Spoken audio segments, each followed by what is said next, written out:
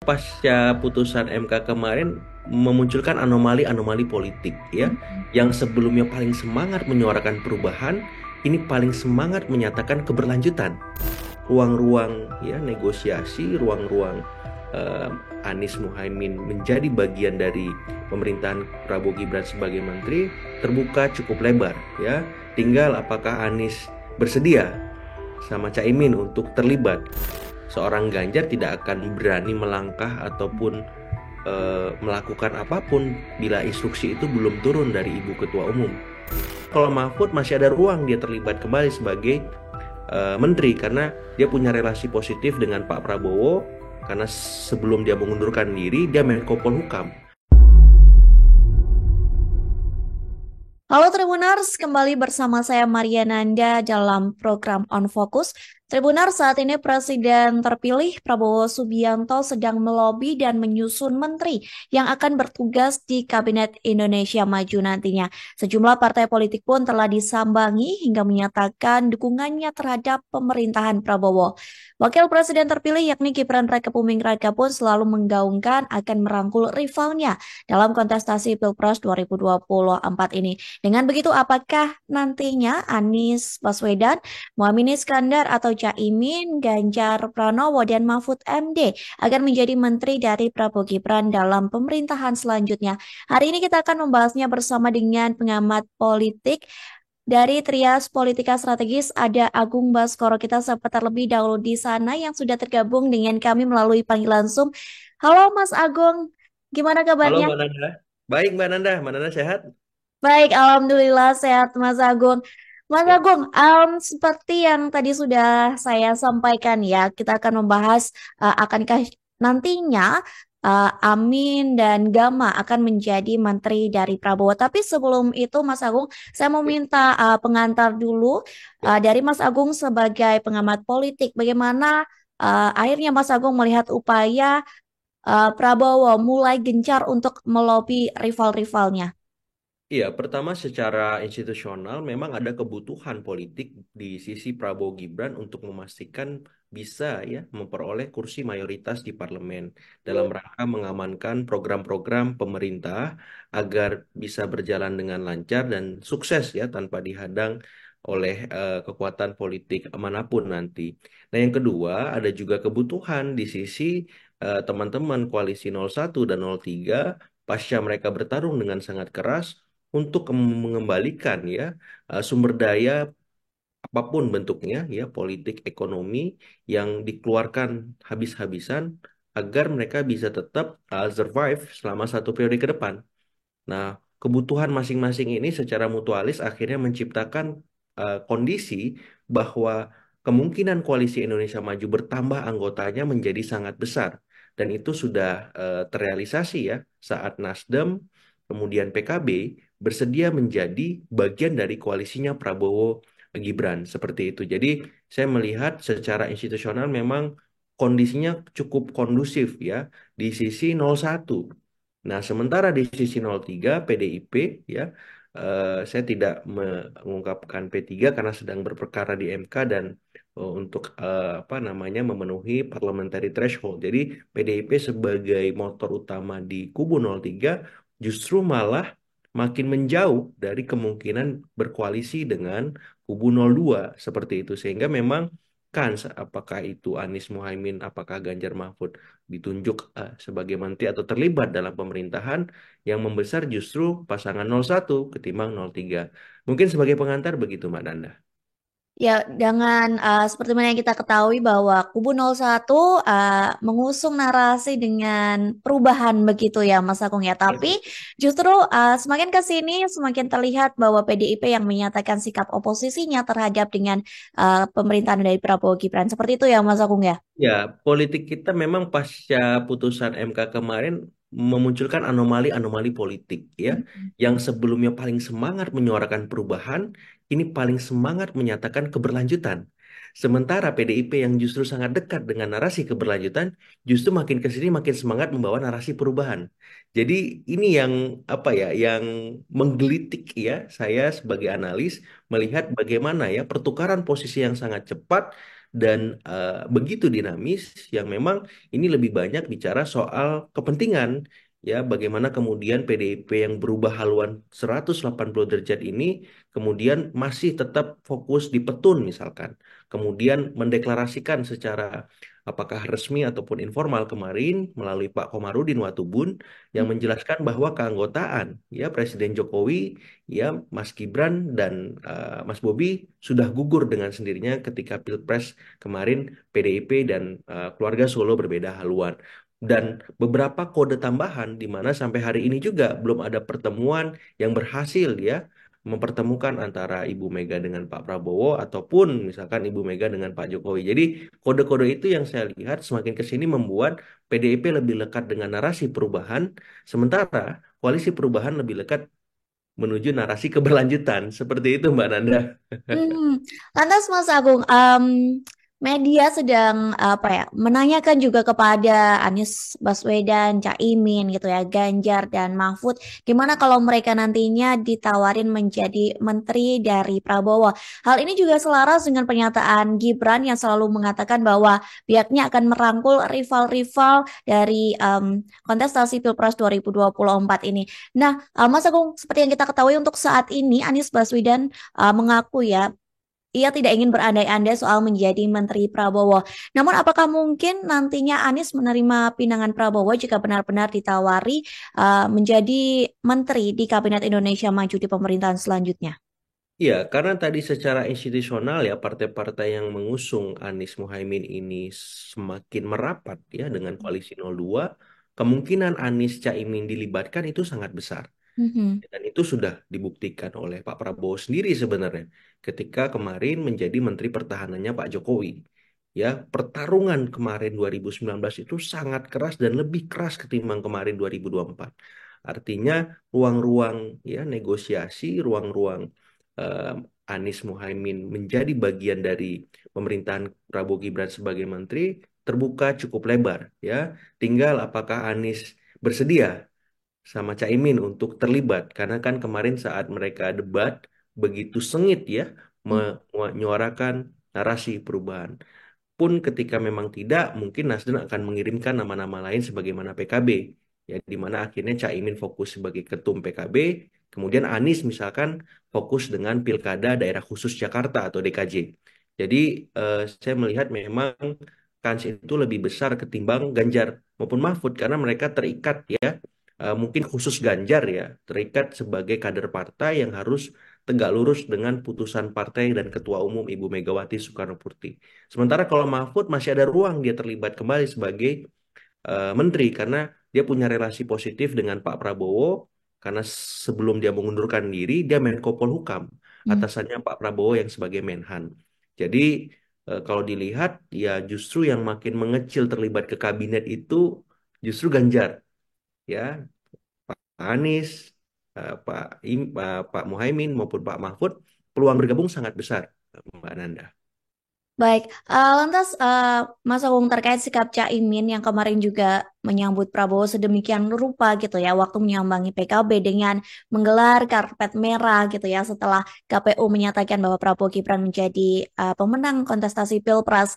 Lalu Caimin juga Ya. menitipkan pesan-pesan perubahan di dalam pembicaraan tersebut. Apakah menurut Mas Agung sendiri sikap Caimin ini bisa dikatakan malu-malu kucing untuk menjadi menteri dari Prabowo, sedangkan Caimin tetap berusaha untuk fokus bahwa dirinya tetap berada di jalur perubahan?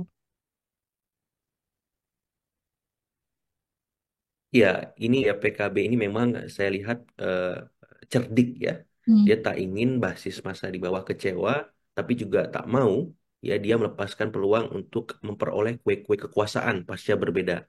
Ya artinya win-win solution atas itu akhirnya menempatkan ya PKB mau tak mau harus berdamai dengan eh, narasi yang dia bawa sebelumnya.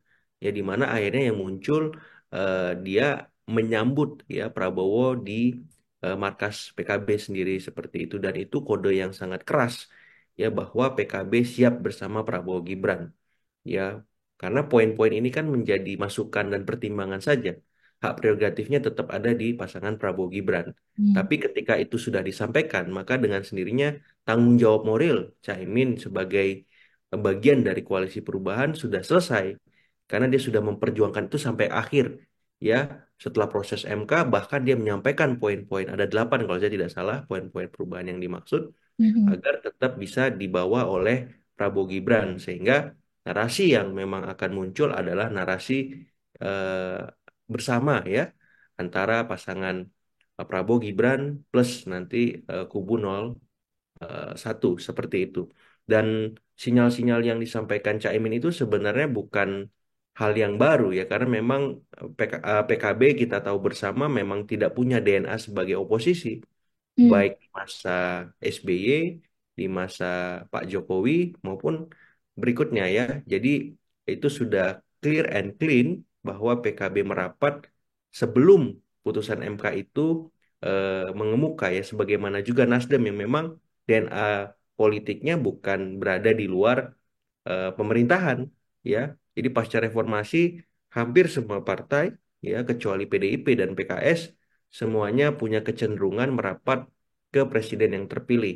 Apakah secepat pasca pengumuman resmi disampaikan oleh KPU atau ya eh, setelah itu 1-2 tahun berikutnya. Jadi saya melihat memang ada prakondisi di mana PKB secara institusi memang tak terbiasa ya sebagai oposan, tapi juga tak bisa dimungkiri bahwa Caimin ya ataupun Surya Paloh memang punya relasi yang cukup baik dengan Prabowo ya sebagai presiden terpilih maupun dengan Mas Gibran ya karena ada Pak Jokowi di sana yang sampai hari ini keduanya masih bagian dari koalisi pemerintahan Jokowi Ma'ruf Amin. Seperti itu, Mbak. Mhm.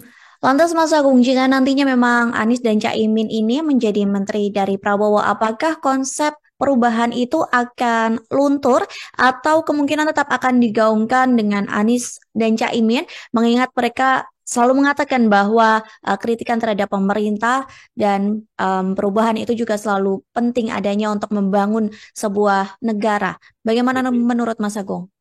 Iya, dalam konteks sebagai menteri kan harus satu nafas dengan presiden karena mereka Mhm. pembantunya seperti itu sehingga narasi apapun yang mereka bawa itu harus istilahnya tegak lurus bahasa kekiniannya sekarang itu Mhm. dengan presiden ya karena dengan sendirinya ketika mereka dilibatkan oleh presiden maka mereka harus melepaskan semua embel-embel politik maupun embel-embel lainnya yang selama ini melekat karena mereka menjadi bagian dari pemerintahan seperti itu sehingga narasi perubahan yang mereka bawa ya harus mengalami penyesuaian ya mereka harus siap dengan itu dan tidak ada program istilahnya Pak Jokowi itu kan tidak ada program menteri yang ada program presiden Hmm. seperti itu ketika siapapun ditunjuk sebagai menteri. Nah yang kedua juga perlu dipahami bahwa ya dalam politik eh, sangat dinamis.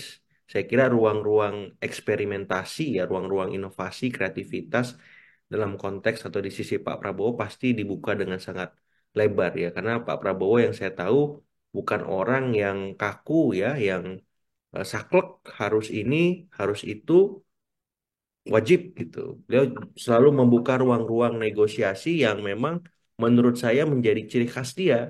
Pun ketika kemarin terpilih, dia ingin melibatkan semua unsur, dia ingin menjadi jembatan, dia ingin membantu semua pihak agar apa melebur sebagai sebuah apa entitas kolektif bangsa seperti itu.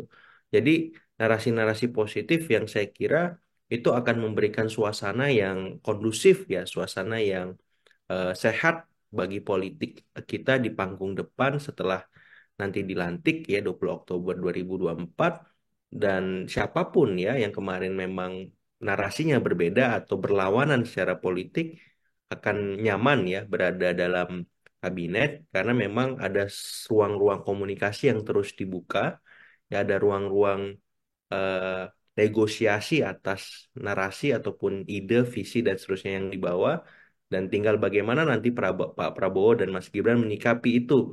Apakah memang sesuai dengan prioritas ya? Karena ada banyak hal baik positif tapi perlu fokus, perlu prioritas sehingga memang eh, goals yang ingin dicapai ataupun program-program yang sudah disampaikan di masa kampanye bisa ditunaikan. Karena itu yang menjadi tujuan Prabowo Gibran bagaimana menepati atau melunasi janji-janji mereka selama masa kampanye. Sehingga hanya satu janji, janji mereka sebagai presiden dan wakil presiden terpilih. Begitu, Mbak. Hmm. Lantas Mas Agung, kemarin Prabowo sudah langsung mendatangi Anies dan Caimin ya setelah penetapan pemenang Pilpres 2024 dari KPU. Namun hingga saat ini Prabowo belum menemui Ganjar Mahfud secara langsung begitu ya. Ya. Menurut Mas Agung sendiri melihat hal ini seperti apa? Iya, karena ada tadi ya, ada penghalang yang itu belum dibuka sumbatannya secara institusional dalam konteks PDIP gitu. Jadi seorang Ganjar tidak akan berani melangkah ataupun melakukan apapun bila instruksi itu belum turun dari Ibu Ketua Umum. Ya, jadi eh, Pak Prabowo, Mas Gibran maupun Koalisi Indonesia Maju menghormati ya urusan internal PDIP tersebut dan sudah paham betul pasti bahwa kalau Rakernas yang direncanakan Mei nanti belum digelar, maka sementara ini mereka tidak akan melakukan arahan ataupun manuver apapun di panggung depan. Hmm. Tapi kalau di panggung belakang kita nggak tahu kan. Hmm. Biasanya kan politik di sana mainnya dan sangat mungkin itu sudah berlangsung ya dan kita tahu bahwa di PDIP ada Mbak Puan yang menjadi pintu masuk bagi Koalisi Indonesia Maju untuk berkomunikasi. Sementara di kubu yang lain yang selama ini bertentangan narasinya itu digawangi oleh Pak Hasto. Ya, jadi melihat PDIP hari ini kita melihat dua wajah yang saling melengkapi. Ada wajah yang ramah dengan koalisi pemerintahan hari ini, ada wajah yang kurang nyaman ya mendekat dengan pemerintahan sekarang. Jadi saya melihatnya akhirnya objektif saja. Jadi kalau ditanya kemungkinan PDIP merapat atau tidak, maka peluangnya ya 50-50 walaupun makin ke sini makin 60-30 gitu ya, makin ngecil dan lebih besar peluangnya berada di eh, di luar pemerintahan begitu, Mbak. Oke, sedikit tadi Mas Agung saya tertarik dengan Mas Agung bahwa di kubu PDIP ada yang wajah tadi yang Mas Agung seperti bilang gitu ya, ramah dengan pemerintahan saat ini, namun ada yang kurang nyaman dengan pemerintahan saat ini. Apakah menurut Mas Agung sendiri dengan sikap tersebut, dengan dua perbedaan ini, itu justru menjadi pemecah antara PDIP ataupun itu menjadi suatu taktik dari PDIP sendiri, Mas Agung? Ya, saya melihatnya sebagai strategi ya, Hmm. taktik politik yang menarik ya. Jadi ik-ik semua itu. Karena apa hal tersebut yang bisa meningkatkan posisi tawar PDIP ketika nanti bernegosiasi dengan Prabowo Gibran ya karena mereka siap dalam konteks beroposisi maupun berkoalisi. Mereka pernah punya pengalaman panjang sebagai oposan di masa Presiden SBY dan pernah punya pengalaman panjang juga sebagai penyokong pemerintahan di masa Pak Jokowi. Bahkan kalau kita mau kembali ke masa lalu, mereka menjadi bagian ya dari yang bertentangan dengan pemerintahan Orde Baru dan Mhm. luar biasa itu waktunya ya. Hampir hampir eh, 3 dekade gitu mungkin bersama Ibu Mega bisa jadi 1 dekade gitu jadi panjang betul perjuangan PDIP sebagai oposan gitu jadi track record ini yang saya kira menjadi pertimbangan Pak Prabowo kalau PDIP di luar kekuasaan beliau harus siap ya dikritik kemudian diberi dalam tanda petik masukan-masukan kritis ya kemudian juga pemerintah menghadapi suara-suara yang keras, kenceng, ya, karena PDP juga punya kemampuan mengorganisir publik, massa, agar ini menjadi viral, ini agar menjadi keresahan bersama, common sense seperti itu, dan ini harus dimitigasi secara politik dari sekarang. Apakah memang menempatkan PDIP di luar atau di dalam atau seperti apa agar Ibu Mega tertarik untuk bersama Prabowo Gibran.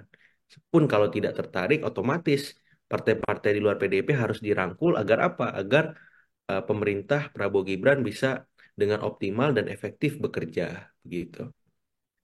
Oke, Mas Agung, tadi Mas Agung bisa bilang ya bahwa Ganjar masih nurut gitu ya, bahasa Jawanya manut dengan perintah dari ibu gitu dan tegak lurus karena dia juga sebagai kader PDIP kemungkinan apa sikap yang diambil PDIP, Ganjar sebagai kadernya juga akan mengikuti gitu ya arahan dari partai.